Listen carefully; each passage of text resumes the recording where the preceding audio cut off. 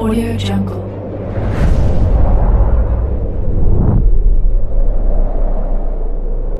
Yo, balik lagi bersama Mimin di Manhwa TV. Kali ini kita akan lanjutkan pembahasan dari cerita My Unbeatable Passive Skill Let's Middle Massive Damage. Mimin infokan kembali bagi teman-teman yang ingin menonton video terbaru lebih cepat, silahkan bergabung menjadi member di channel ini dengan biaya 5.000 per bulannya. Jika tidak, teman-teman bisa bersabar lebih dulu selama 2-3 hari untuk menonton video tersebut. Tanpa berlama-lama, yuk kita masuk ke disclaimer dulu.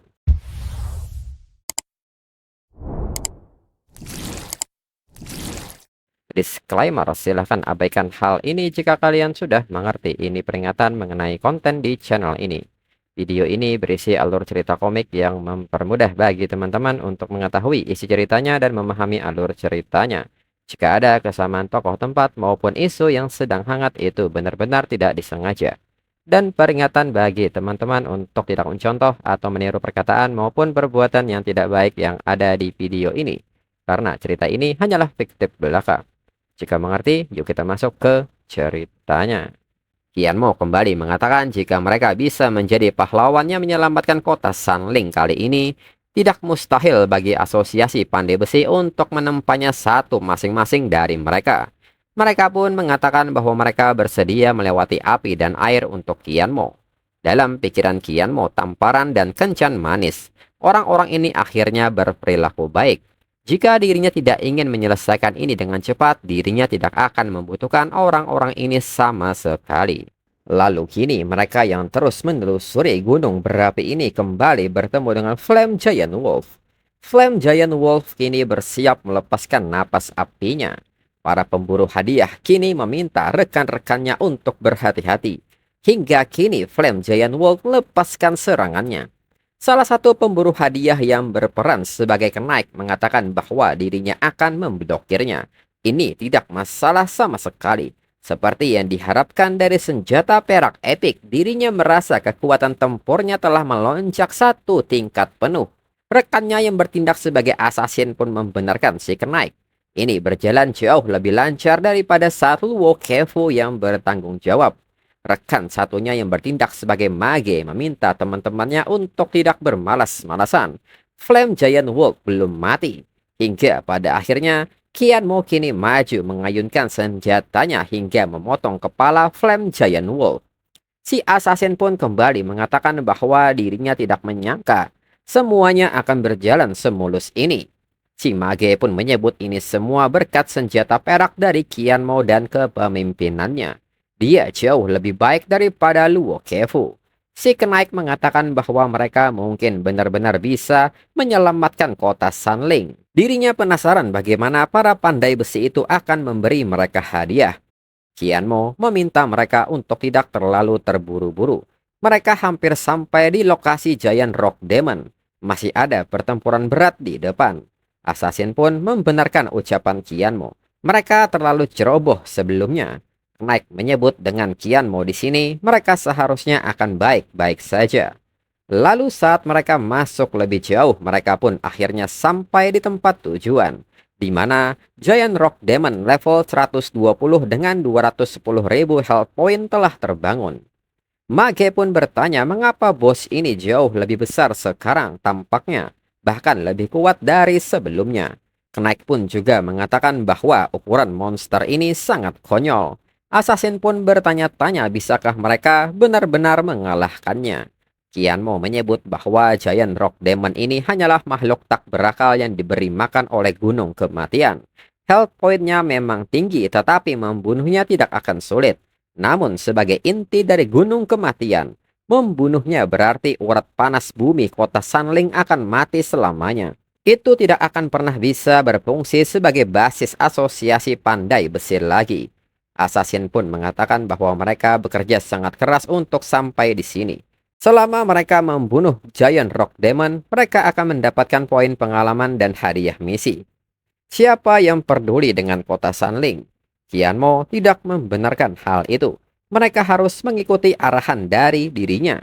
Giant Rock Demon itu alami monster yang lembut. Mereka tidak menyerang manusia dengan mudah. Dia hanya bertindak berdasarkan insting karena telah terbangun. Begitu mulai bergerak, bencana akan terjadi. Setiap kali dia bangun, dia akan meregangkan tubuhnya dan memicu bencana alam yang disebut kehancuran langit dan bumi, menyebabkan gunung kematian meletus di kota. Oleh karena itu, mereka harus menemukan cara untuk sepenuhnya menenangkannya dan membuatnya kembali tertidur lelap. Assassin pun mengatakan bahwa mereka seharusnya hanya fokus pada serangan mereka dan membunuhnya. Mencoba menenangkannya itu hanya angan-angan. Qianmo meminta mereka untuk yakin dirinya punya cara. Dalam pikiran Qianmo di kehidupannya sebelumnya, dirinya menyerbu Dungeon Giant Rock Demon dan memperoleh manual book darinya. Dirinya mempelajari ciri-ciri uniknya. Mereka menyukai resonansi senjata berkualitas tinggi. Itu meninabobokan mereka kembali ke dalam tidur. Namun senjata perak epik membutuhkan sihir untuk dipertahankan. Dan itulah alasannya mengapa dirinya membutuhkan mereka semua. Lalu Qianmo mengatakan kepada mereka bahwa dirinya butuh mereka semua untuk berkoordinasi dengan dirinya untuk menghipnotis Giant Rock Demon. Assassin pun meminta Qianmo memberi mereka perintah. Mereka akan melewati neraka ini untuk Qianmo. Qianmo menjelaskan bahwa masing-masing dari mereka ambil posisi dari arah yang berbeda. Tunggu sinyal dari dirinya, lalu aktifkan resonansi senjata dengan dirinya. Mereka pun mengerti. Lalu saat berpencar, Assassin pun berpikir, dirinya sudah punya senjata perak di tangan. Mungkin dirinya masih harus menemukan cara untuk lari dari Qianmo. Dirinya tidak bisa mati di sini bersama mereka. Sedangkan dalam pikiran Qianmo, jangan kira dirinya tidak tahu apa yang mereka rencanakan. Mereka pikir bisa melompat dari kapal setelah sampai sejauh ini. Hingga kini Qianmo mengaktifkan skill Elemental Clone hingga menempatkan satu klon kepada mereka semua. Assassin pun seketika bertanya kepada Qianmo apakah ini. Qianmo mengatakan jika salah satu dari mereka membuat kesalahan pada saat kritis, klon dirinya akan membantu mereka. Ini akan membuat operasi jauh lebih aman. Assassin pun menyebut Qianmo sangat baik dan mengucapkan terima kasih. Assassin pun bertanya-tanya dalam pikirannya bagaimana mungkin Qianmo punya begitu banyak trik di balik lengan bajunya. Qianmo kini meminta mereka untuk berhenti membuang-buang waktu dan mulai bekerja. Hingga kini resonansi senjata perak dimulai hingga Giant Rock Demon mulai merasakan resonansi senjata ini. Dan tak berselang lama Giant Rock Demon pun bereaksi. Mereka yang melihat ini pun kini mulai bersiap. Assassin pun tidak menduga ini. Kemauan mental Giant Rock Demon terlalu kuat, tekanannya sangat gila. Hingga kini Giant Rock Demon mulai mengeluarkan suara teriakannya yang memicu semburan lava yang sangat kuat. Di samping itu, auman ini juga berdampak ke kota Sanling. Luo Qifa menyebut bahwa kota Sanling sudah selesai. Jika dirinya tahu akan berakhir seperti ini, untuk apa mereka berjuang? Seluruh asosiasi pandai besi negara Xia akan dimusnahkan. Siapa yang tahu berapa tahun ke belakang ini akan membangkitkan negara Xia? Liao Qingfeng pun kini berlari memberitahu Luo Qifa dan pamannya bahwa para profesional di kota sebagian besar telah dievakuasi. Mereka juga harus segera pergi. Liao Yuanshan pun kini mengajak Luo Qifa untuk pergi. Selama mereka bertahan hidup masih ada harapan. Luo Qifa pun meminta mereka pergi duluan. Dirinya akan tinggal di sini untuk hidup atau mati bersama kota Sanling. Dirinya percaya pada Cheng Qianmo. Lalu kini Assassin pun memberitahu Qianmo bahwa mereka telah melakukan yang terbaik. Jika mereka tidak mundur sekarang, bahkan dengan tunggangan terbang, mereka tidak akan lolos dari jangkauan letusan ini. Qianmo meminta mereka bertahan, hanya sedikit lebih banyak usaha. Dirinya akan mendapatkannya. Kontrol mereka atas sihir senjata perak bahkan tidak cukup. Dirinya akan meminta klon-klonnya mendistribusikan mana secara merata untuk mereka. Mage yang melihat hal ini menilai bahwa Qianmo sudah menanggung sebagian kekuatan, namun dia masih memiliki kekuatan untuk mendistribusikan mana kepada mereka. Qianmo memang menakutkan. Hingga kini kekuatan resonansi senjata perak semakin stabil dan menguat hingga Giant Rock Demon mulai mengantuk.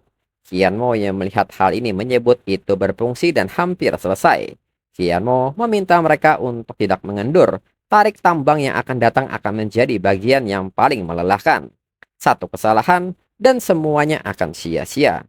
Qianmo kini mengeluarkan beberapa mana recovery potion tingkat epic dan membagikan kepada mereka semua.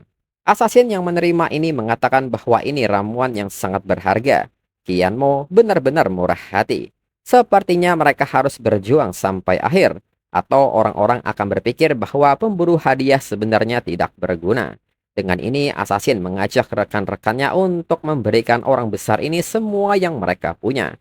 Rekan-rekannya pun tidak percaya ini mereka akan menjadi pahlawan hari ini. Sementara itu di kota Sanling, Liao Qingfeng pun bertanya kepada pamannya apakah pamannya juga tidak akan pergi. Liao Yuansan mengatakan jika Luo Qifa tidak pergi, maka dirinya juga tidak akan pergi. Sebagai pandai besi, jika mereka kehilangan dukungan dari kota Sanling, mereka kehilangan satu-satunya harapan mereka. Luo Qifa mengatakan bahwa dirinya tidak pernah menyangka ini akan menjadi akhir dari persaingan panjang mereka. Liao Yuansan mengatakan bahwa dirinya tidak bisa berjalan lagi. Dirinya akan tetap di sini dan menunggu nasib kota Sanling. Namun tiba-tiba sebuah jendela notifikasi kini muncul.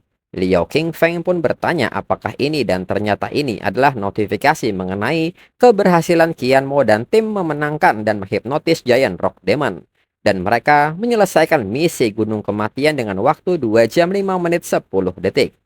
Mereka mendapatkan 5 juta poin pengalaman dan karena keberhasilan menyelamatkan kota Sanling, mereka mendapatkan hadiah dari misi berupa 1 Void Sand dan Heavenly Fire Essence Paint. Liao Qingfeng seketika berteriak bahwa kota Sanling telah selamat. Cheng Qianmo berhasil. Liao Yuansan dan Luo Qifa seketika menangis bahagia melihat notifikasi ini. Cheng Qianmo menyelesaikan misinya. Ini sangat luar biasa, kota Sanling tidak terluka. Anggota asosiasi pandai besi pun bersorak gembira dan bersyukur mereka telah selamat. Lalu saat ini di kota Sanling, Qian Mo dan pemburu hadiah yang kembali pun disambut oleh semua anggota asosiasi pandai besi kota Sanling. Dan orang-orang pun menyebut mereka sebagai pahlawan yang menyelamatkan kota Sanling. Mereka pun mengucapkan terima kasih untuk hal ini. Mage pun mengatakan bahwa mereka harus berterima kasih kepada Cheng Qian Mo karena mengizinkan mereka berperan sebagai pahlawan. Assassin pun mengatakan bahwa rasanya sangat bodoh menjadi pahlawan. Lalu kini Luo Qifa menyambut kedatangan Qian Mo. Qian Mo mengatakan bahwa Luo Qifa berhasil menyelesaikan krisis ini. Luo Qifa menyebut bahwa mereka sangat berterima kasih dan sulit untuk mengekspresikan rasa terima kasih yang tak terhingga ini. Mereka semua telah menyaksikan kontribusi Qian Mo terhadap kota Sanling. Meskipun dirinya tidak dengan tulus merekomendasikan Qian Mo sebagai presiden sebelumnya, kali ini dirinya dengan sungguh-sungguh mewakili semua pengrajin kota Sanling untuk merekomendasikan Qian Mo sebagai presiden asosiasi pandai besi mereka. Qian Mo kembali mengatakan bahwa dirinya sudah mengatakan bahwa dirinya tidak cocok menjadi presiden asosiasi pandai besi. Liao Yuansan mengatakan bahwa dirinya dan Luo Qifa sepenuhnya yakin akan kemampuan Qian Mo. Jika Qian Mo tidak menjadi presiden dan malah membiarkan Lao Liao yang mengambil posisi tersebut, dirinya tidak akan menerimanya.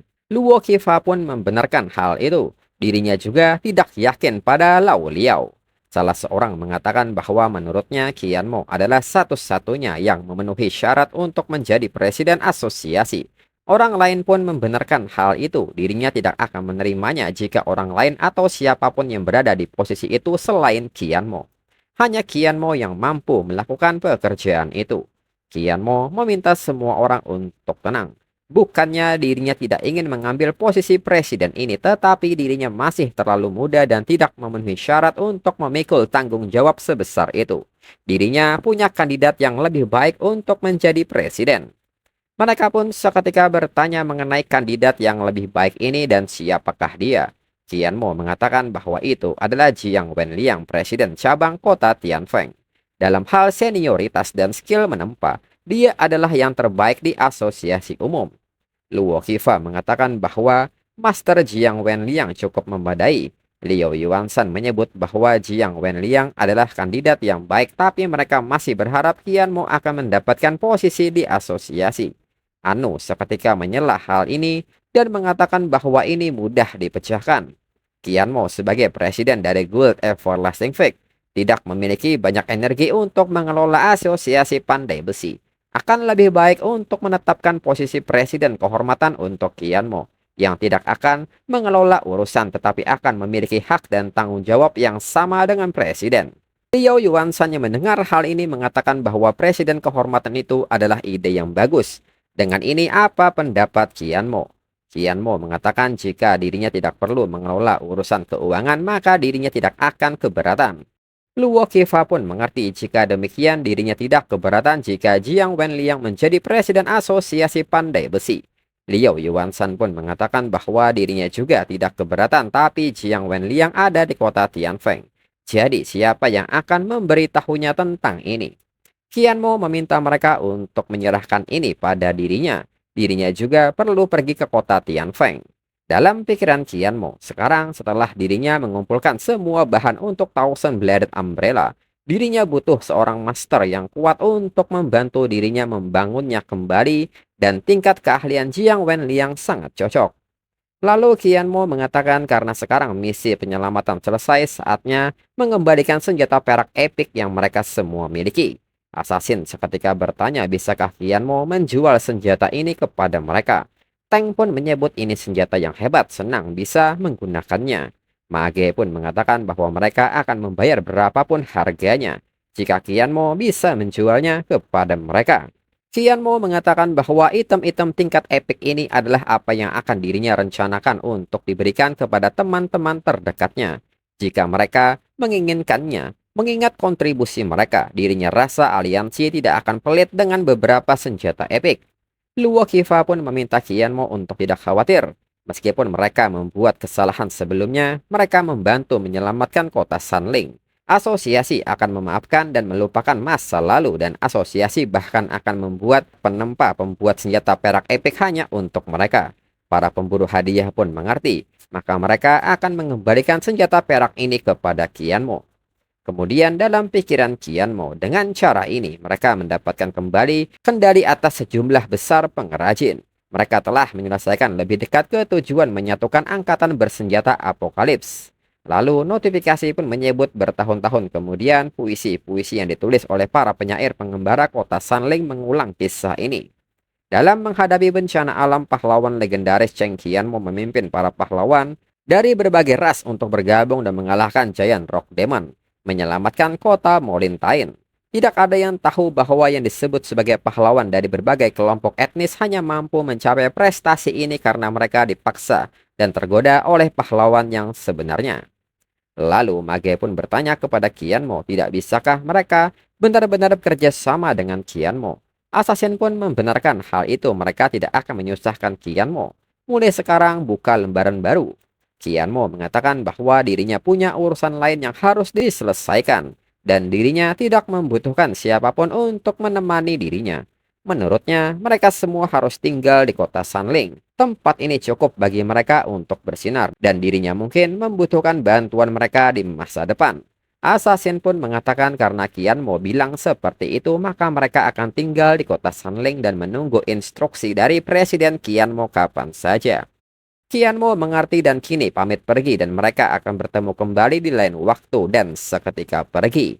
Qian Mo mengatakan bahwa sekarang mereka sudah memiliki Point Sen. Langkah selanjutnya adalah melihat Jiang Wenliang dan menyelesaikan tahap ketiga dari penempaan Thousand Bladed Umbrella. Dirinya pun bertanya-tanya apakah penunjukannya sebagai Presiden Asosiasi Pandai Besi akan mengejutkan Jiang Wenliang. Lalu kini berpindah ke cabang Asosiasi Pandai Besi Kota Tianfeng. Kini seorang anggota melaporkan kepada Jiang Wenliang bahwa mereka baru saja menerima berita. Semua peralatan tempa di asosiasi pandai besi mereka mengalami getaran kolektif singkat 3 menit yang lalu. Kemudian dirinya menghubungi asosiasi pandai besi di 2 kota utama terdekat dan menemukan bahwa fenomena aneh yang sama terjadi di sana. Jiang Wenliang pun mengatakan bahwa situasi ini biasanya hanya terjadi ketika ketua asosiasi pandai besi berubah. Karena kematian presidensi, Liao Yuanshan dan Luo Qifa telah terkunci dalam perjuangan sengit. Dirinya penasaran apakah sudah tercapai penyelesaiannya. Dengan ini biarkan dirinya melihat siapa yang akan menjadi presiden. Saat memeriksanya, Jiang Wenliang seketika kaget, nyatanya Jiang Wenliang sendiri yang menjadi presiden dan Qian Mo menjadi presiden kehormatan. Jiang Wenliang pun bertanya-tanya kapan dirinya menjadi presiden asosiasi. Jiang Wenliang pun juga nampak kaget saat melihat nama Cheng Qian Mo. Bukankah Qian Mo mengorbankan dirinya di Falling Star Mountain? Bagaimana bisa dia menjadi presiden kehormatan asosiasi? Mungkinkah ini ada hubungannya dengan Qianmo? Lalu anggota ini pun mengatakan bahwa Cheng Qianmo, presiden Everlasting Fake, meminta izin untuk bertemu. Jiang Wenliang seketika kaget mendengar Qianmo ada di sini. Jiang Wenliang seketika bertanya apakah anggotanya yakin itu Cheng Qianmo dari Everlasting Fake. Anggotanya pun mengatakan bahwa inilah yang dikatakan pengunjung. Dan bersamaan dengan hal tersebut, Qian Mo masuk dan mengatakan kepada Jiang Wenliang itu memang dirinya, serta meminta Jiang Wenliang untuk tidak ragu. Jiang Wenliang seketika sangat kaget dan menyebut ini sudah lama sekali. Qian Mo benar-benar hidup. Dirinya mengira Qian Mo sudah mati. Sungguh menakjubkan bahwa Qian Mo masih hidup. Qian Mo yang melihat Jiang Wenliang begitu gembira pun meminta Jiang Wenliang mencukupkan hal ini. Dirinya datang ke sini untuk urusan penting. Jiang Wenliang seketika bertanya apakah ini ada hubungannya dengan dirinya yang menjadi presiden asosiasi pandai besi. Pasti Qian Mo yang melakukan ini. Qian Mo hanya tertawa dan mengatakan bahwa sesungguhnya dirinya datang ke sini untuk meminta bantuan Jiang Wenliang. Dan tentunya dirinya akan memberi Jiang Wenliang sedikit keberuntungan terlebih dahulu. Jiang Wenliang pun meminta Qian Mo untuk mengatakan apa yang Qian Mo inginkan. Selain itu, mengapa Qian Mo menjadikan dirinya presiden asosiasi itu terlalu banyak pekerjaan. Qian Mo benar-benar luar biasa. Menjadi presiden kehormatan asosiasi profesional sebelum usia 20 tahun mungkin belum pernah terjadi sebelumnya dan tidak mungkin terulang. Qian Mo meminta Jiang Wenliang berhenti menyanjung dirinya dan mengajak Jiang Wenliang untuk memulai bisnis. Jiang Wenliang pun mengerti mereka akan membicarakan hal-hal serius nanti. Qian Mo telah lolos dari hukuman kali ini dan sekarang presiden kehormatan asosiasi pandai besi. Ini adalah berkat yang luar biasa. Sebelumnya dirinya menggunakan hadiah tradisional negara Xia untuk berdoa agar Qian Mo kembali dengan selamat.